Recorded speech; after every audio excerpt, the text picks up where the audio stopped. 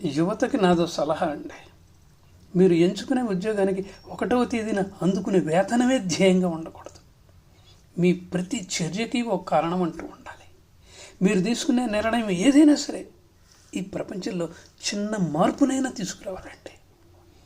అలాంటి విశిష్టత లేని సాదాసీదా ఉద్యోగానికి మీ జీవితాన్ని ఎట్టి పరిస్థితుల్లోనూ కూడా అంకితం చేయొద్దండి. ధైర్యే సాహసే లక్ష్మి. రిస్క్ తీసుకోండి. కంఫర్ట్ జోన్ నుంచి ఎఫర్ట్ జోన్లోకి రావడానికి ప్రయత్నించండి. విజయం మీదే అవుతుందండి, నన్ను నమ్మండి. చాలామంది యువత ఎందుకో నేనేమీ చేయలేననే నిరాశావాదంలోకి జారిపోతున్నారండి. ధైర్యం చేయండి, ఇబ్బంది ఏమీ లేదు. ప్రకృతి దారిస్తుందండి.